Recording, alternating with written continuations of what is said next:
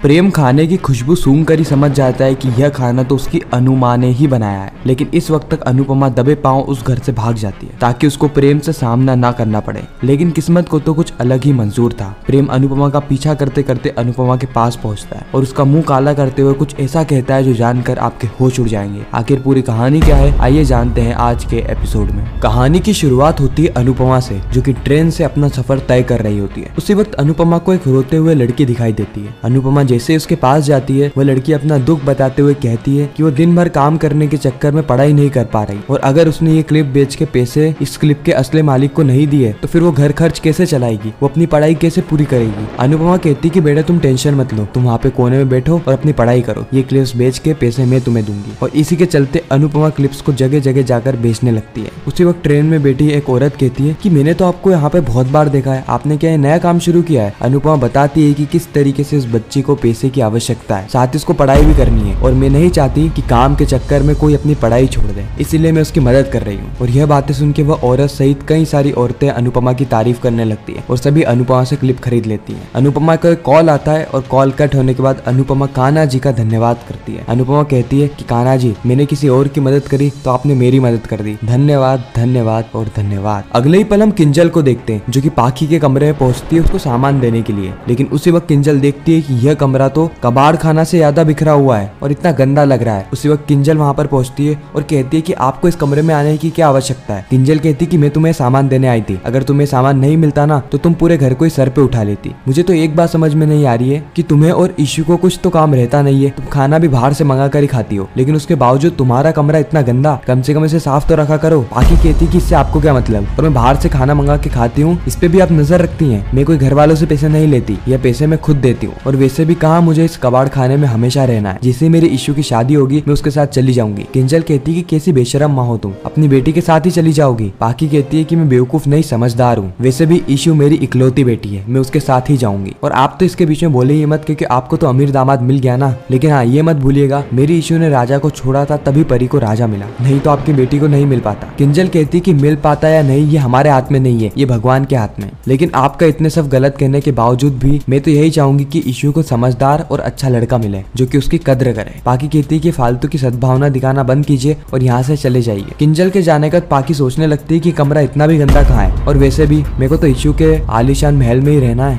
ईश्वर बापूजी अंश को समझाते हैं कि देख अंश, प्रार्थना खुद पैसे कमाती है, वो कोई से भी घर पे रेंट से रह सकती है, यहाँ तक कि अपने दोस्तों के घर पे भी रह सकती है, इसीलिए तू उसकी टेंशन मत ले। जो कुछ भी हुआ मुझे ये देख के बुरा भी लगा है, लेकिन अब हम कर भी क्या सकते हैं, तू तो तेरी बात को जानता ही है। और अगले ही पर अंश को एक कॉल आता है जो कि होता है सिटी हॉस्पिटल से। जैसे अंश को खबर मिलती है कि प्रार्थना सिटी हॉस्पिटल में भर्ती है, अंश दौड़ा दौड़ा उस हॉस्पिटल की ओर जाने लगता है। ईश्वर अनुपमा सारे क्लिप्स बेचने के बाद उस लड़की को कुछ पैसे देती है और वह लड़की अनुपमा को दुआ देती है। लड़की कहती है कि आपका बहुत बहुत धन्यवाद, आज आपके कारण मैं पढ़ाई भी कर पाई और ये पैसे भी मैं इस क्लिप के असली मालिक को देकर मेरा कमीशन ले लूंगी, आपका बहुत बहुत धन्यवाद। लगता है कान्हा जी ने आपको मेरी ही मदद के लिए भेजा है, कान्हा जी आपको सदा खुश रखें। अंश हॉस्पिटल में पहुंचते ही प्रार्थना को जोर से हक करता है और यह बा और बापूजी दोनों ही देख रहे होते हैं। अंश प्रार्थना से कहता है कि प्रार्थना ये सब कैसे हुआ, समझ गया, मैं सारी चीजें समझ गया, ये सारी चीजें उस गौतम ने करी है ना, मैं गौतम को छोड़ूंगा नहीं। प्रार्थना अंश का हाथ पकड़ते हुए कहती है कि अंश मुझे गौतम के बारे में कोई भी बात नहीं करनी, ना ही उससे लड़ाई झगड़े करने। अंश कहता है लेकिन उसे सबक तो सिखाना पड़ेगा ना। प्रार्थना कहती है अभी रहने दो अंश, अभी रहने दो, अभी मुझे सिर्फ और सिर्फ मेरे बच्चे की टेंशन है कि कहीं मेरे गिरने से उसे कोई नुकसान ना पहुंचाओ। अगले पल हम अनुपमा को देखते हैं जो कि नई जगह पहुंच गई होती है काम करने के लिए। यहीं से अनुपमा को फोन आया होता है। वह औरत अनुपमा को बताती है कि उसके यहाँ अहमदाबाद से एक बड़ी पार्टी आ रही है जिन्हें गुजराती खाना बहुत ज्यादा पसंद है। अब मुझे नहीं पता था कि वह वेजिटेरियन लोग हैं, इसलिए मुझे आपको इतना अर्जेंटली बुलाना पड़ा। अनुपमा कहती है कि कोई बात नहीं, मैं खाना बना दूंगी, आप सबसे पहले मेरा बैग चेक कर लीजिए। वो औरत कहती है कि नहीं नहीं, हमें आप पे भरोसा है। उसी वक्त अनुपमा को अपने पुराने काम वाली जगह याद आने लगती है कि किस तरीके से वहाँ की औरतें अनुपमा की चेकिंग कर रही थी, अनुपमा को चोर समझ रही थी और आखिरकार उसने अनुपमा को एक मुजरिम बना दिया और वीडियो बना के वायरल भी कर दिया। अनुपमा मनी मन में कहती है कि बम्बई में अगर बुरे लोग हैं तो अच्छे लोग भी हैं। और अगले ही पल अनुपमा खाना बनाना शुरू कर देती है। जैसे अनुपमा खाना बना रही होती है उसी वक्त उसी घर के अंदर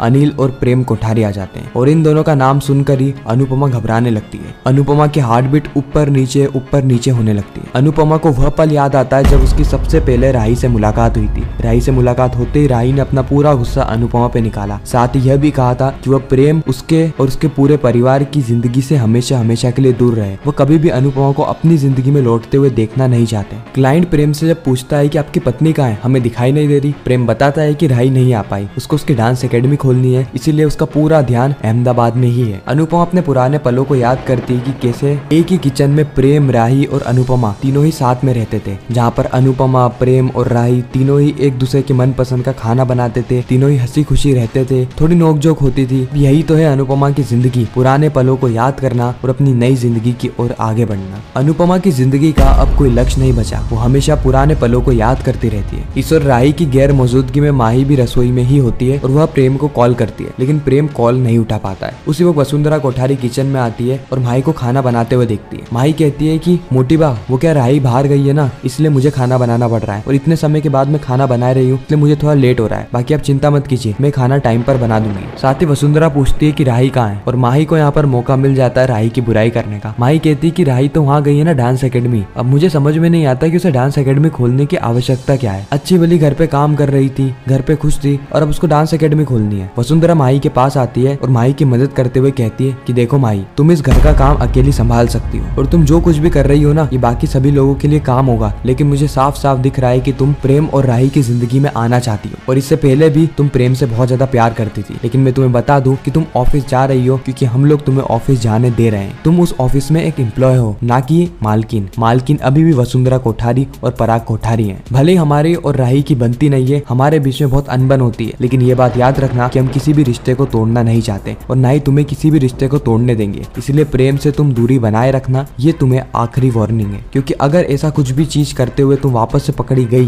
तो फिर हम तुम्हें धक्के मार के इस घर से निकाल देंगे। इतना कह के वसुंधरा वहां से चली जाती है। इस और अनुपमा फिर से अपनी पुरानी जिंदगी को याद कर रही होती कि उसकी पुरानी जिंदगी में परेशानियां बहुत थी, लेकिन खुशियां भी थी। इसका पूरा परिवार एक साथ था और यह लोग मिलकर हर परेशानी से डटकर मुकाबला करते थे। अगले पल हम अंश को देखते हैं जो कि प्रार्थना से बात करता है, जहाँ पे अंश प्रार्थना को समझा रहा होता है कि उसे ऑफिस जाने की कोई भी जरूरत नहीं है, कुछ दिन उसे आराम करना चाहिए, अपनी हेल्थ का ख्याल रखना चाहिए। लेकिन प्रार्थना कहती है कि अगर वो ऑफिस नहीं जाएगी तो वो अपना और अपने बच्चों का खर्चा किस तरीके से निकालेगी। फिर प्रार्थना अंश को लिस्ट बताती है कि कितने कितने खर्चे उसकी जिंदगी में अभी और आने वाले हैं, इसीलिए वह छुट्टी अफोर्ड नहीं कर सकती। अंश जाते जाते प्रार्थना से कहता है कि प्रार्थना तुम टेंशन मत लेना, मैं तुम्हारे साथ हूँ। प्रेम अपने क्लाइंट से आर्यन की दुर्घटना के बारे में बात करता है और बताता है कि किस तरीके से उसकी दुर्घटना के बाद माँ को अभी भी पैनिक अटैक आ रहे हैं और बिजनेस की दुनिया के बादशाह दी पराग कोठारी ने बिजनेस ही छोड़ दिया है और अब पूरा ही भार उसी के कंधों पे आ गया है। इसीलिए उसने अपना सपना तोड़कर शेफ बनने का सपना छोड़कर कॉर्पोरेट में एंट्री ले ली। और यह बात सुनकर अनुपमा की भी आंखों से आंसू आने लगता है, क्योंकि अनुपमा अभी भी अपने आप को आर्यन का दोषी मान बैठी है। अनुपमा कहती कि मेरे कारण प्रेम को उसका सपना छोड़ना पड़ा। और खाना खा के प्रेम को यहाँ पर आइडिया लग जाता है कि ये खाना कहीं ना कहीं अनुमा ने ही बनाया है, क्योंकि इस खाने के अंदर वही महक है, वही प्यार है जो कि अनुपमा या फिर हम कहें कि उसकी अनुमा हर वक्त खाने में डाला करती थी। और इसी के साथ ये एपिसोड यहीं पर ही खत्म होता है। मैं मिलता हूँ आप सभी से किसी नेक्स्ट इंटरेस्टिंग वीडियो में, जब तक के लिए गुड बाय।